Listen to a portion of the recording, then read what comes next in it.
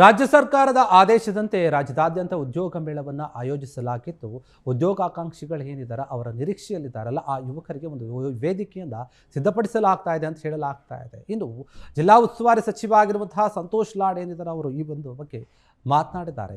Karnataka college ಆವರಣದಲ್ಲಿ ಜಿಲ್ಲಾಡಳಿತ, ಜಿಲ್ಲಾ ಪಂಚಾಯತಿ ಹಾಗೂ ಜಿಲ್ಲಾ ಕೌಶಲ್ಯ ಮಿಷನ್ ಸಹಯೋಗದಲ್ಲಿ ಆಯೋಜಿಸಿದಂತಹ ಜಿಲ್ಲಾ ಮಟ್ಟದ ಉದ್ಯೋಗ ಮೇಳವನ್ನು ಉದ್ಘಾಟಿಸಿ ಮಾತನಾಡಿದಂತಹ ಅವರು, ಧಾರವಾಡ ಜಿಲ್ಲೆಯ ಉದ್ಯೋಗ ಮೇಳದಲ್ಲಿ ನಿರುದ್ಯೋಗ ಮತ್ತು ಆಸಕ್ತ ಯುವಕರೇನಿದ್ದಾರೆ, ಯುವಕ ಯುವತಿಯರಿಂದ ಉತ್ತಮ ಸ್ಪಂದನೆ ಸಿಗ್ತಾ ಇದೆ.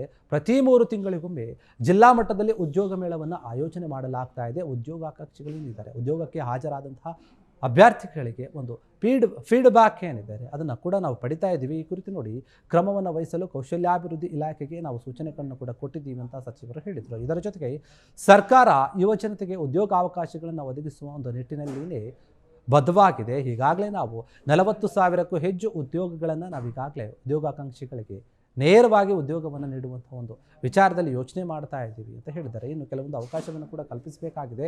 ಉದ್ಯೋಗ ಮೇಳಗಳ ಒಂದು ಮುಖ್ಯ ಉದ್ದೇಶ ನಮಗೇನಂತಂದರೆ ಅವರಿಗೆ ಉದ್ಯೋಗವನ್ನು ಒದಗಿಸಬೇಕು. ಇನ್ನು ಸರ್ಕಾರವು ಕೂಡ ಮತ್ತೊಂದು ಮಹತ್ವವಾದಂತಹ ನಿರ್ಣಯವನ್ನು ಒಂದು ಕೈಗೊಂಡಿದ್ದು, 56,000 ಹೊಸ ಉದ್ಯೋಗಗಳ ನೇಮಕಾತಿಯನ್ನು ಕೂಡ ನಾವು ತೀರ್ಮಾನ ಮಾಡ್ತಾ ಇದ್ವಿ. ಈ ನೇಮಕಾತಿ ಪ್ರಕ್ರಿಯೆಯಿಂದ ಬಜೆಟ್ನಲ್ಲಿ ತೆಗೆದುಕೊಂಡು ನಿರ್ಣಯವನ್ನು ಕೂಡ ನಾವು ಮಾಡ್ತೀವಿ ಅಂತ ಹೇಳಿ ಲಾಡ್ ಹೇಳಿದ್ದಾರೆ. ಕ್ಷಣ ಕ್ಷಣದ ಸುದ್ದಿಗಳಿಗಾಗಿ ಫ್ರೀಡಂ ಟಿವಿ ಸಬ್ಸ್ಕ್ರೈಬ್ ಮಾಡಿ, ಲೈಕ್ ಮಾಡಿ ಹಾಗೂ ಫಾಲೋ ಮಾಡಿ.